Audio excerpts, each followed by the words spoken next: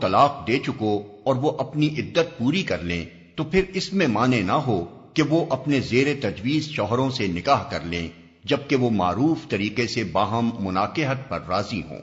تمہیں نصیحت کی جاتی ہے کہ ایسی حرکت ہرگز نہ کرنا اگر تم اللہ اور روز آخر پر ایمان لانے والے ہو۔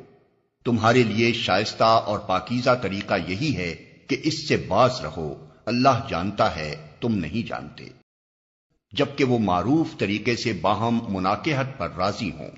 یعنی اگر کسی عورت کو اس کے شوہر نے طلاق دے دی ہو اور زمانہ عدت کے اندر اس سے رجوع نہ کیا ہو، پھر عدت گزر جانے کے بعد وہ دونوں آپس میں دوبارہ نکاح کرنے پر راضی ہوں تو عورت کے رشتہ داروں کو اس میں مانع نہ ہونا چاہیے۔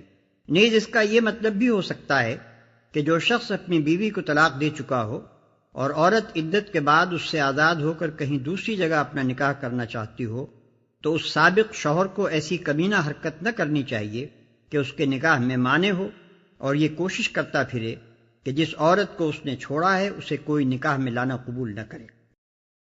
جو باپ چاہتے ہوں کہ ان کی اولاد پوری مدت رضاعت تک دودھ پیے تو مائیں اپنے بچوں کو کامل 2 سال دودھ پلائیں۔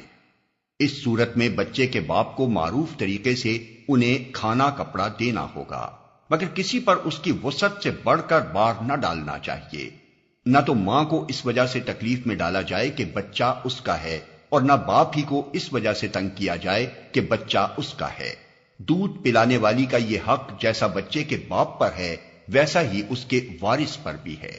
لیکن اگر فریقین باہمی رضامندی اور مشورے سے دودھ چھڑانا چاہیں تو ایسا کرنے میں کوئی مذائقہ نہیں، اور اگر تمہارا خیال اپنی اولاد کو کسی غیر عورت سے دودھ پلوانے کا ہو تو اس میں بھی کوئی حرج نہیں، بشرطے کہ اس کا جو کچھ معاوضہ طے کرو وہ معروف طریقے پر ادا کر دو۔ اللہ سے ڈرو اور جان رکھو کہ جو کچھ تم کرتے ہو سب اللہ کی نظر میں ہے۔ مائیں اپنے بچوں کو کامل 2 سال دودھ پلائیں۔ یہ اس صورت کا حکم ہے جبکہ زوجین ایک دوسرے سے علیحدہ ہو چکے ہوں، خواہ طلاق کے ذریعے سے یا خلا یا فسق اور تفریق کے ذریعے سے، اور عورت کی گود میں دودھ پیتا بچہ ہو۔ ویسا ہی اس کے وارث پر بھی ہے۔ یعنی اگر باپ مر جائے تو جو اس کی جگہ بچے کا ولی ہو اسے یہ حق ادا کرنا ہوگا۔ تم میں سے جو لوگ مر جائیں ان کے پیچھے اگر ان کی بیویاں زندہ ہوں تو وہ اپنے آپ کو 4 مہینے 10 دن روکے رکھیں، پھر جب ان کی عدت پوری ہو جائے تو انہیں اختیار ہے اپنی ذات کے معاملے میں معروف طریقے سے جو چاہیں کریں، تم پر اس کی کوئی ذمہ داری نہیں ہے، اللہ تم سب کے اعمال سے باخبر ہے۔ تو وہ اپنے آپ کو 4 مہینے 10 دن روکے رکھیں۔ یہ عدت وفات ان عورتوں کے لیے بھی ہے جن سے شوہروں کی خلوت صحیحہ نہ ہوئی ہو، البتہ حاملہ عورت اس سے مستثنیٰ ہے۔ اس کی عدت وفات وضع حمل تک ہے، خواہ وضع حمل شوہر کی وفات کے بعد ہی ہو جائے یا اس میں کئی مہینے صرف ہوں۔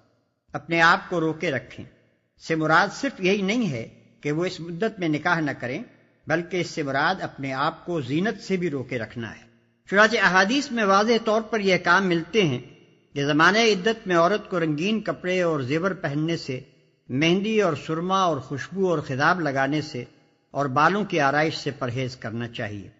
البتہ اس امر میں اختلاف ہے کہ آیا اس زمانے میں عورت گھر سے نکل سکتی ہے یا نہیں۔ حضرات عمر، عثمان، ابن عمر، زید بن ثابت، ابن مسعود، ام سلمہ، سعید ابن مسیب، ابراہیم نخعی، محمد بن سیرین اور ائمہ اربعہ رحم اللہ اس بات کے قائل ہیں کہ زمانہ عدت میں عورت کو اسی گھر میں رہنا چاہیے جہاں اس کے شوہر نے وفات پائی ہو۔ دن کے وقت کسی ضرورت سے وہ باہر جا سکتی ہے مگر قیام اس کا اسی گھر میں ہونا چاہیے۔ اس کے برعکس حضرت عائشہ، ابن عباس، حضرت علی، جابر بن عبداللہ، عطا، طاؤس، حسن بصری، عمر بن عبدالعزیز اور تمام اہل الظاہر اس بات کے قائل ہیں کہ عورت اپنی عدت کا زمانہ جہاں چاہے گزار سکتی ہے اور اس زمانے میں سفر بھی کر سکتی ہے۔ عدت میں خاتم ان بیوہ عورتوں کے ساتھ منگنی کا ارادہ اشارے کنائے میں ظاہر کر دو، خواہ دل میں چھپائے رکھو، دونوں صورتوں میں کوئی مذائقہ نہیں۔ اللہ جانتا ہے کہ ان کا خیال تو تمہارے دل میں آئے گا ہی، مگر دیکھو خفیہ عہد و پیمان نہ کرنا، اگر کوئی بات کرنی ہے تو معروف طریقے سے کرو، اور عقد نکاح باندھنے کا فیصلہ اس وقت تک نہ کرو جب تک کہ عدت پوری نہ ہو جائے۔